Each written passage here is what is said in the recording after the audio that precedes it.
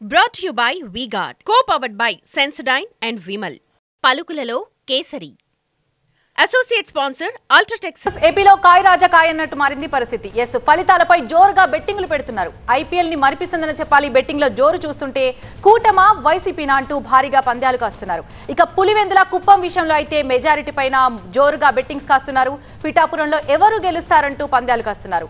లక్షకు 5 లక్షలు అంటున్నారు బెట్టింగ్ రాయిళ్లు.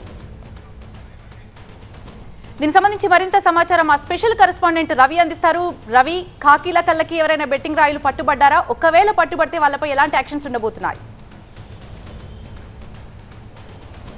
అంటే ఖచ్చితంగా అయితే బెట్టింగ్ కాయటం అనేది నేరం అయినప్పటికీ కూడా ఈ క్రమంలో ఈ ఎన్నికల తర్వాత కావచ్చు, ఎన్నికల ముందు జరుగుతున్న పరిణామాలపైన ఇప్పటివరకైతే పోలీసులు ఎక్కడా కేసు నమోదు చేసిన పరిస్థితి కనిపించలేదు. ఓటర్ల తీర్పు ఈవీఎంలో నిక్షిప్తమై ఉంది. అయితే పోలింగ్కి ముందు రోజున ఉన్న పరిస్థితులు, పోలింగ్ రోజు పరిస్థితి, పోలింగ్ తర్వాత ఉన్నటువంటి పరిస్థితులు మొత్తం పైన ఎప్పటికప్పుడు అధికారులు ఏదైతే నాయకులు ఉన్నారో, పోటీ బరిలో ఉన్నటువంటి నాయకులు, రెండు పార్టీలకు సంబంధించిన నాయకులు కూడా బరిలో ఉన్న నాయకులందరూ కూడా సర్వేలు చేయించుకున్నారు.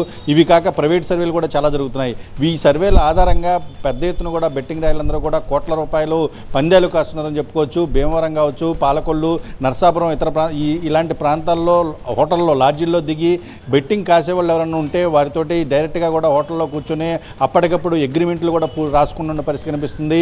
మనకంతున్న సమాచారం ప్రకారం 5 నుంచి 10% కమిషన్ కూడా మధ్యవర్తులు కూడా తీసుకున్న పరిస్థితి కనిపిస్తుంది. ముఖ్యంగా పిఠాపురం, అదేవిధంగా కుప్పం, మంగళగిరి, ఉండి నియోజకవర్గానికి సంబంధించి, అదేవిధంగా పులివెందుల ఏదైతే క్రియాశీలక నియోజకవర్గాలు ఉన్నాయో ఆ నియోజకవర్గాలతో పాటు ఓవరాల్గా రాష్ట్రంలో 170 స్థానాల్లో ఏ పార్టీ అధికారంలోకి రాబోతుంది, ఏ పార్టీకి ఎన్ని సీట్లు వస్తాయనే విషయం పైన కూడా భారీగా కూడా బెట్టింగ్ రాయిళ్ళు తమ సర్వేల ద్వారా కూడా ఎప్పటికప్పుడు సంఖ్యని తేల్చుకుంటున్నారు.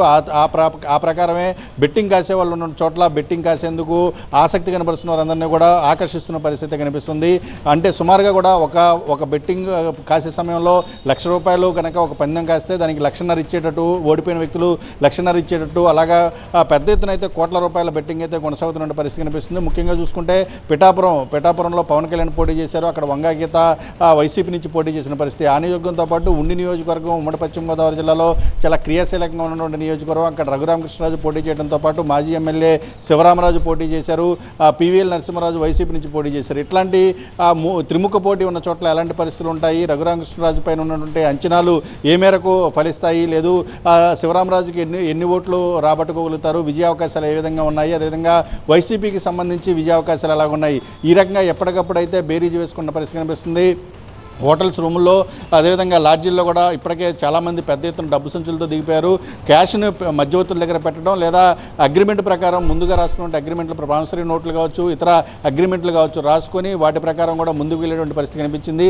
గత ఎన్నికల్లో 2019 ఎన్నికల సమయంలో కూడా ఇదే రకమైన వాతావరణం ఎన్నికల ముందు కావచ్చు, ఎన్నికల తర్వాత కావచ్చు కనిపించింది.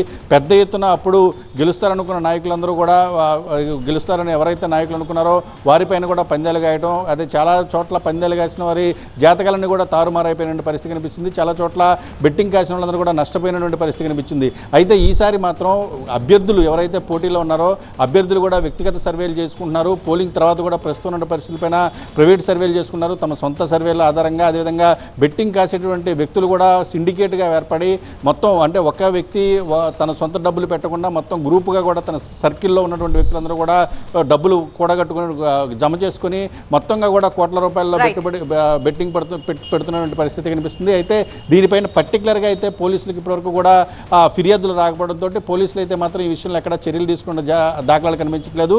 ఈ మొత్తం ఏదైతే ఆసక్తికర నియోజకవర్గాలు ఏవైతే ఉన్నాయో, కీలకమైన నాయకులు పోటీ చేసిన నియోజకవర్గాలు ఉన్నాయో వాటిపైన అయితే మాత్రం భారీగా బెట్టింగ్ జరుగుతున్నాయనేది మాత్రం మనకున్నటువంటి సమాచారం. Right, thank you Ravi. Brought to you by V-Guard, co-powered by Sensodyne and Vimal. పలుకులలో కేసరి. Associate sponsor UltraTech.